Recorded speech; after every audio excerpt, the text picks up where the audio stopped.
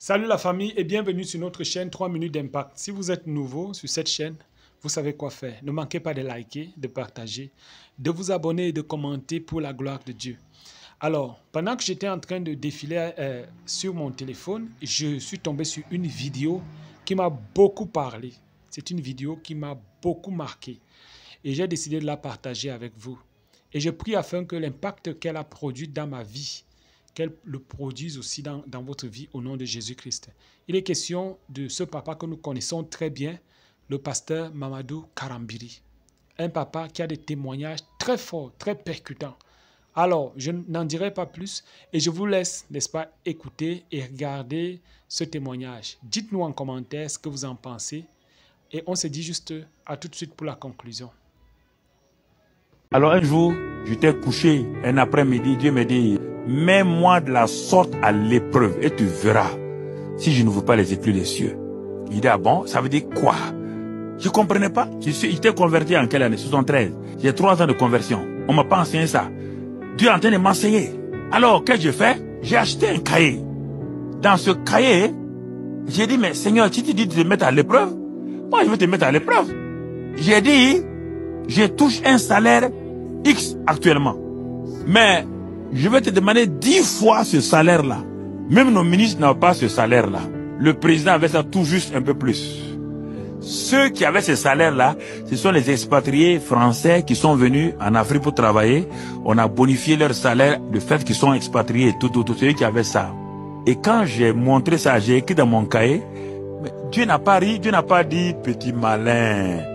Non, Dieu n'est pas là pour taper la tête des gens en disant, mais qu'est-ce que tu fais comme ça là? Il m'a dit de le mettre quoi? À l'épreuve. J'ai écrit, j'ai posé, et j'ai continué. Une semaine plus tard que j'ai écrit ça, et j'ai commencé à remercier le Seigneur, le ministre du Commerce m'appelle dans son bureau rapidement, urgent.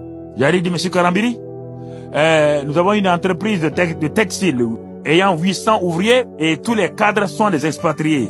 Nous voulons nationaliser l'usine. Et on commence la nationalisation par le poste de directeur commercial. Et nous avons pensé à vous.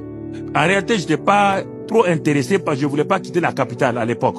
Parce que si tu vas à l'intérieur, on t'oublie, comme on le dit chez nous. Chacun de nous avait une ambition d'être un petit ministre un jour. Mais le ministre me dit, je vous donne une semaine. Allez-y, réfléchissez et revenez. On a prié, mais en réalité, on a négligé ça. Écoute-moi, mon aventure commence là. Je continue, Dieu me dit, mon fils, tu m'as mis à l'épreuve. Maintenant, attends. Quand on met Dieu à l'épreuve, il y a ce qu'on appelle le temps d'attente. Et on attend par la foi. On attend par la foi. On n'attend pas en murmurant. En ce temps-là, Satan vient te dire, tu as tout attendu, fais ceci. Et les gens se mettent à faire des choses et ils annulent le programme de Dieu. J'ai attendu 1 semaine. Comme le ministre voit que je ne viens pas, il m'envoie le directeur général de l'entreprise qui arrive chez moi. Il dit, monsieur Karambiri, le ministre m'envoie chez vous pour avoir votre réponse. Bon, il a dit, on va vous donner une grande villa avec des boys cuisiniers et tout. J'ai dit, bon, j'ai pas ça à Ouaga, mais ça ne fait rien. Je me débrouille déjà. Il a dit, bon, on va vous donner une voiture de service. J'ai déjà une voiture de service. Il a donné tous les avantages. Rien. Et à un moment donné, il dit, monsieur Karambiri, si vous venez chez nous actuellement, voici, nous allons vous donner tel salaire. Mon frère, c'est qui était écrit dans mon cahier, il a donné ça. Dès qu'il a donné, il dit, monsieur le DG, demain, je suis dans votre entreprise. Je l'ai mis à l'épreuve et il me donne ça. Donc, je touchais plus que les ministres, je touchais plus, tout. Tu entends? Depuis ce jour-là, jusqu'à aujourd'hui, plus jamais je n'ai manqué de quelque chose. Dieu a menacé celui qui dévorait. Et c'est dans ce temps-là que Dieu m'a parlé quand j'étais là-bas maintenant. Un samedi matin, j'étais assis sur ma terrasse, je méditais, je lisais la Bible. Dieu vient et dit, je te donne le Centre international d'évangélisation Mission intérieure africaine. Prends ton bic, je prends. Il dit, dessine, regarde. Voici l'église est ici. Voici, les bureaux sont là. Les écoles sont là. Regarde, le centre audiovisuel est là. Il parle de télévision. Mais il n'a pas de télévision, il dit centre audiovisuel. Parce qu'en quelle année? 78 et 80. Donc, il a tout donné. Il dit, bon, va donner à un dessinateur. J'ai donné au dessinateur, il a tout dessiné. Tout ce qu'on fait actuellement a été inscrit depuis 1980 sur un document. Si tu viens dans mon bureau, je vais te montrer le document. Quand il donnait ça là, quand j'ai vu ça, j'ai ri. Il est à Dieu. Ça là, c'est pas 500 millions, hein. C'est des milliards. Dieu me dit alors, il y a un problème pour ça. Tu m'as mis à l'épreuve. Moi aussi, je te montre. Voici d'où je suis parti. Et à ce moment-là, il me dit maintenant, je te donne ça. Mais pour que ta foi là puisse t'amener ça, pose un acte précis. Il dit, tu connais Oral Roberts? Il dit, non, je ne connais pas. Il dit, il se trouve en Amérique. Envoie-lui à l'époque $100. $100 seulement. Il dit, mais je n'ai pas son adresse. Dieu me dit, écris seulement Oral Roberts Ministry, Tulsa, Oklahoma. On le connaît partout. J'ai pris un billet de $100. J'ai mis dans l'enveloppe, j'ai fermé. Et j'ai écrit à Oral Roberts. 3 mois après, il me renvoie la réponse. Il dit, de l'Afrique, il n'a jamais vu ça. En 81-82. Il dit, mon fils, ce que tu as fait là, tu vas jamais regretter. C'est dans mon cahier encore de livres où j'ai écrit ça.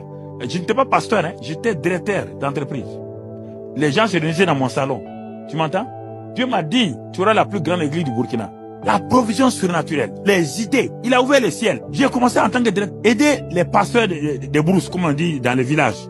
Acheter des toits pour leur église, acheter des fenêtres parce qu'ils étaient pauvres, acheter des motos pour certains. Les idées, les pensées me venaient de tous les côtés. J'ai commencé l'évangélisation dans la ville où j'étais. Les jeunes me suivaient partout. Brusquement, je faisais des réunions de guérison, de miracles et de résurrection de morts dans cette même ville-là. Directeur commercial. 6 ans après, il m'envoie une dame de Wiss. Elle vient de Floride. Qui vient chez moi à Ouara. Je n'avais jamais vu l'onction comme ça dans la vie d'une femme. Elle m'a dit, Dieu nous a envoyés.